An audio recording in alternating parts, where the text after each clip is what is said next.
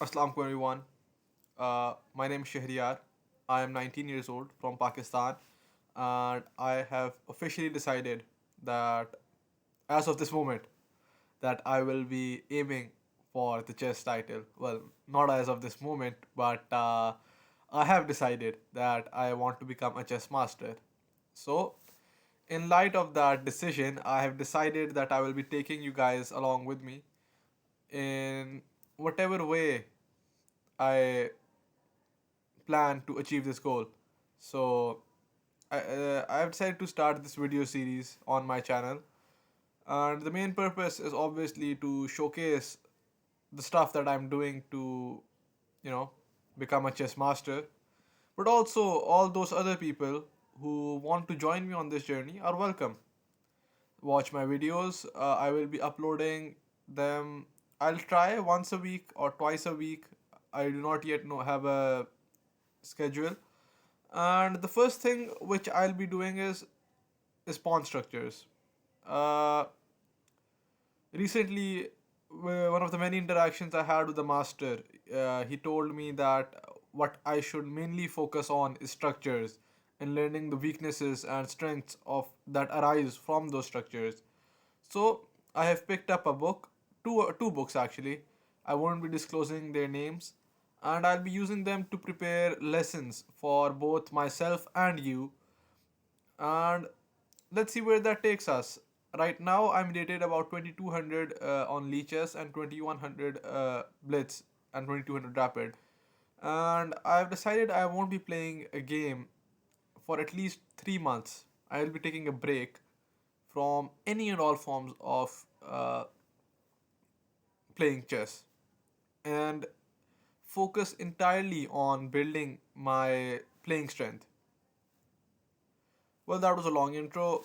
So, without much further ado, we'll come to the topic of today, which is isolated queen pawn positions.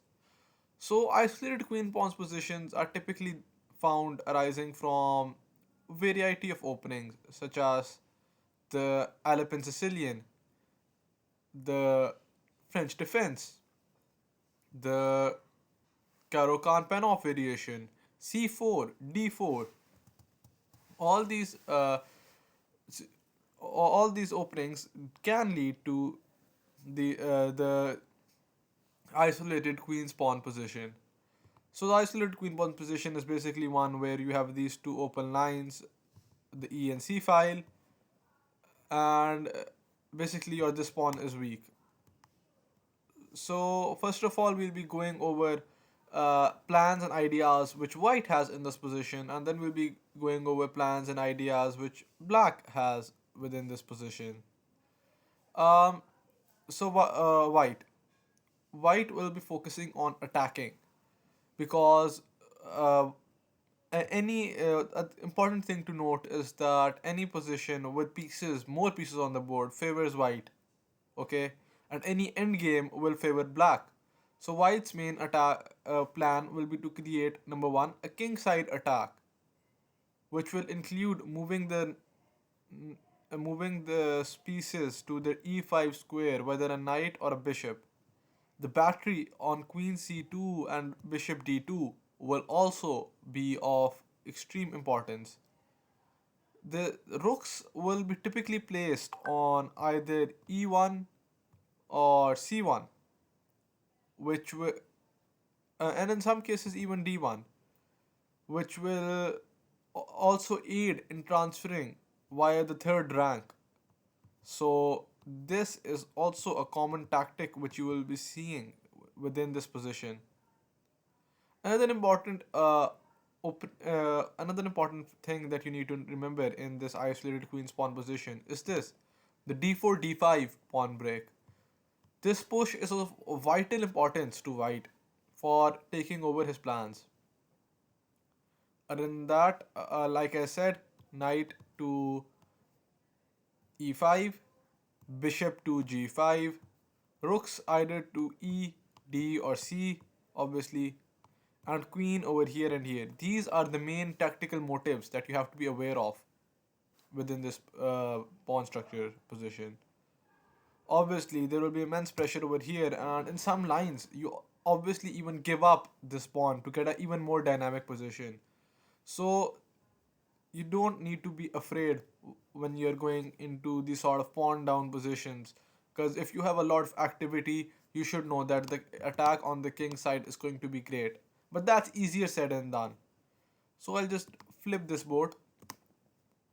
Now, talking from black's perspective, right? So what black will aim to do over here is that, number one, he wants to place a piece over here on the d5 square. So we can see the knight going from here to here, okay? Plus he wants to trade down pieces, okay? And this diagonal, the c7a1 diagonal is going to be extremely important. Also, his other main aim is going to be trading off white's strong light squared bishop.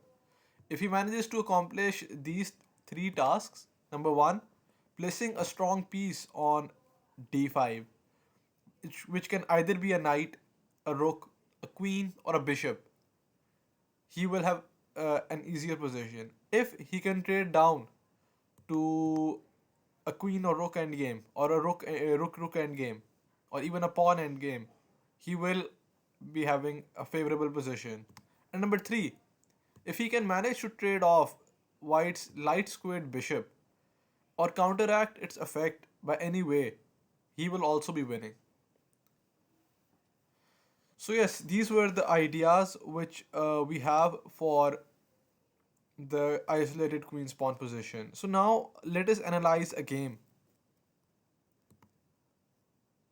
So this game was played in, let me just uh, in the World Rapid Championship in 2013 between two very strong players, and it's a prime example of how the d4 d5 pawn break can aid in creating a ruthless kingside attack. So we have c4, the English opening, which I like to play myself, the c6, which is the Caro-Kann defensive system. e4 we transpose into the Panov attack, d5, e captures d5, knight f6, knight c3, c captures d5, c captures d5. Another way to play this position is to just simply push d4 and you're back in main line. But what I have seen about these masters is that they seldom play mainline stuff. So c captures d5, knight captures d5, knight f6, e6, bishop c4. Over here, there are moves like b6. You go back there, bishop e7, and castles, right? But these positions tend to favor white immensely. He will be pushing d4 in the future and just simply rerouting his stuff over here and just creating a hell of a strong attack. So usually the knight stays on c6, or either there's a shift in the pawn structure this way or this way, right? So castles, bishop e7, d4, castles, rook e1 as we said earlier, and knight f6. A bit of a backward move, but certainly it's playable. Another move over here is obviously knight captures c6, b captures c3, and b6. Or sorry about that. Yes, we were talking about. I think somewhere over here, yeah. So yes, knight f6 was played, but knight captures c3, bishop captures c3, and b6 could also have been played. Another line which is quite noteworthy is also bishop f6, eyeing this weak over here and probably just trying to pick this up. But by placing the knight over here, black preserves the blockade on d5 and prevents the d4 d5 pawn break which we talked about earlier. Over here, so after back to knight back to f6, a3 was played. A3 obviously is preparing b5 and also any and all ideas of this and also prepares a square to reroute the bishop. Over here, a6 was played, which was a bit of an inaccurate move. Uh, in hindsight, uh, queen c7, bishop e3, rook d8, and queen e2 could have been played, where white maintains the initiative, but the position is much more playable. Because after a6, we have bishop back to a2, and b5 even, which makes the position utterly unplayable. I mean, the engine still gives 0-0, but in human terms, the position does become really tough, especially now that white has allowed a well-timed d5 pawn break. d5, e captures d5, knight captures d5, knight captures d5. Always remember that all of this is forced. Queen captures d5 and queen b7. Over here, obviously, you can't uh, trade queens because after this, there is a double attack over here and here. So queen trades doesn't work, and you have to play queen b7. Over here, the most attacking move, which obviously, like I said, you want to take control of this battery with the queen, right? And so queen h5, queen c7 was played, and we have bishop g5. Bishop g5, like I said, is one of those moves which you want to play to create weaknesses somehow. Like if he like say goes over here, right? There's this move and this move, and you're simply winning.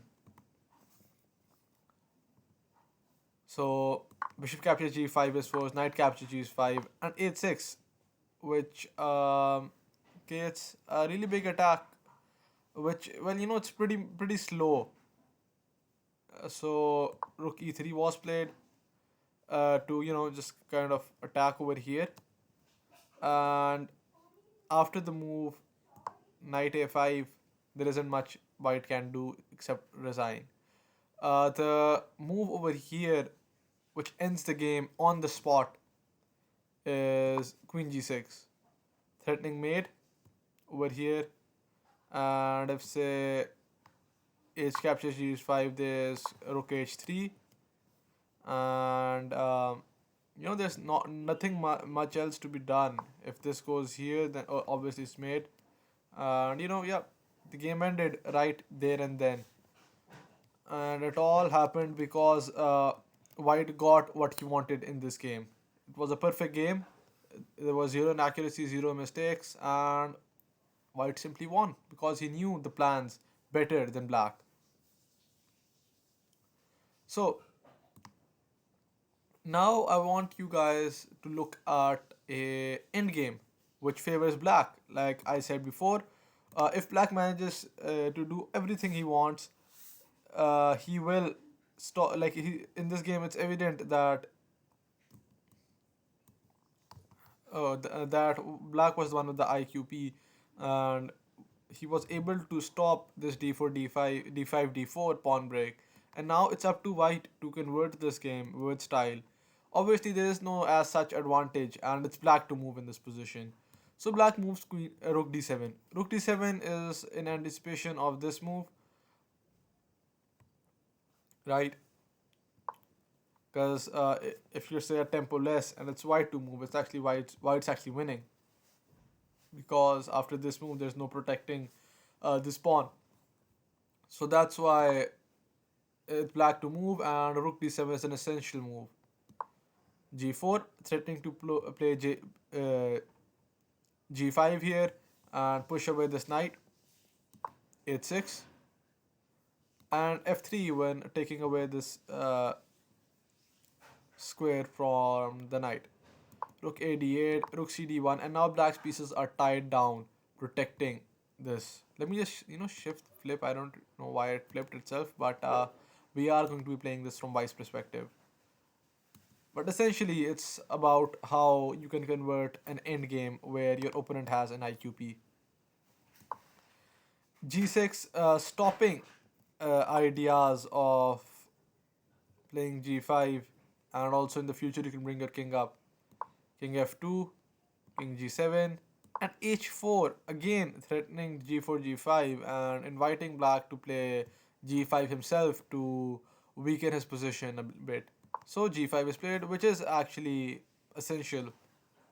H captures g5, h captures g5, and we have knight e2, which is obviously a very nice move where black can place a strong piece on either d4, as I said before, and from here to here, or from here to here, if you don't want to, counteract the effect your rooks have on this file. So rook knight back to g8. Obviously, he's also going to be trying to bring out his piece somehow and go for this pawn break, I guess. Knight d4, knight e7, king g3, and rook h8. It's really a tough position to play, for black, because let's say he goes for knight c6. There's knight f5 check, king g8, f4, even f6, and queen h6 check, king h7, rook h7 check. So you can see that um, the position is getting quite tough for black to play. One slow move can allow white to win the game. So after king g3, rook h8 was therefore played, anticipating all of that. f4, king g6. Interesting to note that if you give a check over here, the game is immediately drawn. He gets this blockade in, and there's not much you can do once the pawns get. So in an end game, you must also remember this, that if you're not getting an advanced pawn, it's better to trade so as to not stop the mobility of your pawns. That's all I have to say about that. So knight goes back to f3, forcing a trade with g captures f4, e captures f4, and f6, f5. So now the reason he stopped this over here is that he will now be able to swiftly create a passed pawn, whereas before he couldn't have been able to create a passed pawn in the future. King f7, rook e1, rook c7, knight d4.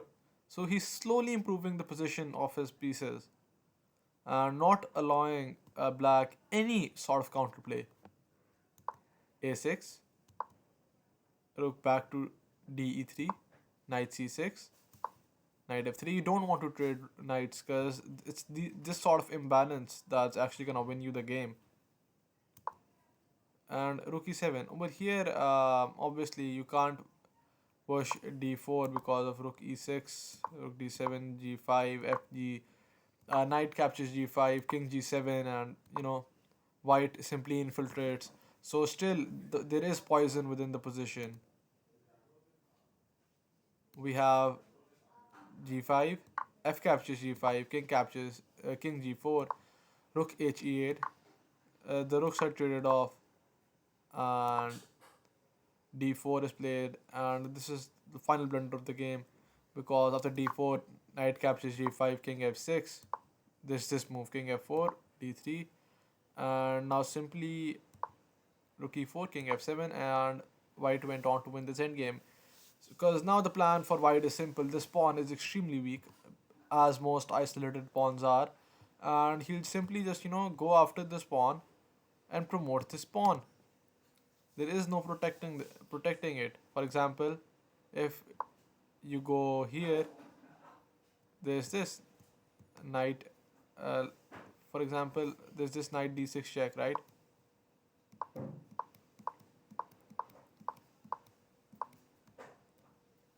There's just this stuff, a lot of stuff over here. This is one of the lines which is winning. So, white won this endgame in a very methodical fashion. He followed the steps as follows. He attacked the d5 square to immobilize black's pieces, preventing any sort of counterplay. He gained space on the king side and improved his piece, the pieces position, and created a second threat in the form of a passed pawn on the king side to decide the game.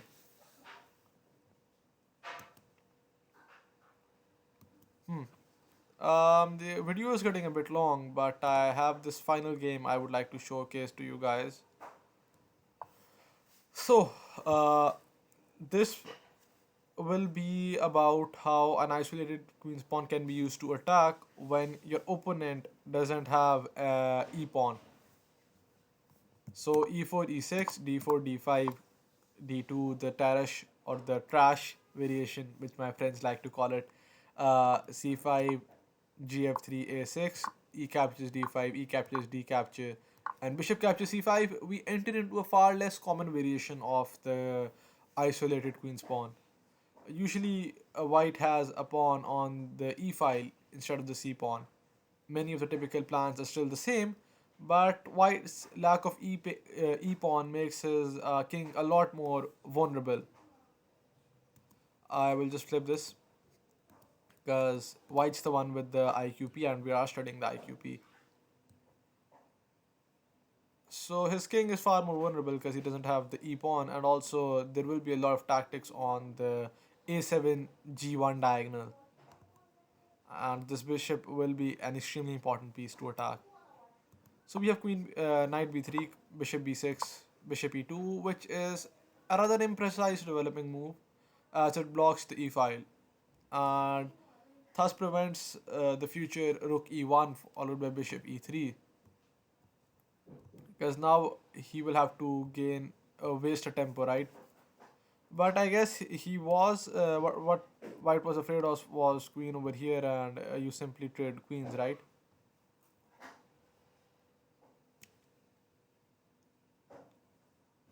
So we have knight f6, castles, h6, obviously to stop ideas of bishop g4 as we said before. We have bishop f4, knight c6, c3, castles, queen c2, rook e8, h3 over here now, stopping ideas of white's ideas, but this is a bit slow because immediately white springs in with knight e4, black springs in with knight e4. We have knight bd4, and already you can see that the position's really tough for white to play, for black to play. He has a strong piece over here, and this piece is a bit weak, which can be attacked and will be attacked in the future through queen f6, bishop e3. And now we enter into the critical moment of the game, which decided the game for white, for for black. Over here, it's black to move. Now, whenever I analyze a position like this, you see that the entirety is pretty. White's position is pretty solid. It's pretty difficult to attack, right? I mean, everything's protected. It's all solid. But through immense calculation, Jubaba, who's one of my, I guess, more favorite players, because of his attacking and ingenuity, finds a really great tactic over here. I asked a lot of my friends in the group what they thought about this position, and some of them were like knight g3 is a good move. One guy said bishop c7 is a good move. One guy DM'd me and said, "Why not this move?" But this doesn't completely make sense. So um, we thought and thought, and ultimately it was a master, a chess master, FIDE master, who came up with the move and told the group that bishop captures h7 makes the most sense, and it did, because after g captures h7, there's the move queen g6. So what's actually happening is that you're going to be taking a tactical motives within this position, right? What do you have here? His queen is a bit undefended, right? And you have this move. And there are pretty I'm pretty sure there are a lot of other stuff that's happening within this position which I'm not aware of, but this is what I thought, right? So this is how you come to the conclusion. King goes here, you give a check there. King goes back, you take. Obviously over here, taking is first with the knight, not the bishop, because if you take with the bishop, simply this move picks up the queen, and that's actually what you're playing on. That after takes, this queen is weak, and you have a check and a threat of picking up the queen. So King goes back. Knight takes. Again, you go here, create another threat of mate over here. So to protect that, the knight goes back. It's deflected, and now simply queen e6. And in this position, white resigned because there's nothing more to be done really. Uh, it's coming in, and say you go someplace like king g2. We have king g6 with check, gain of a tempo, and you again win the queen. So yeah, this was it. I hope this you found this video interesting, and if you have any more suggestions, do let me know. And yeah, this is it for today. I will be posting another video, probably on an opening or maybe another on pawn structures. And yeah, see you next time.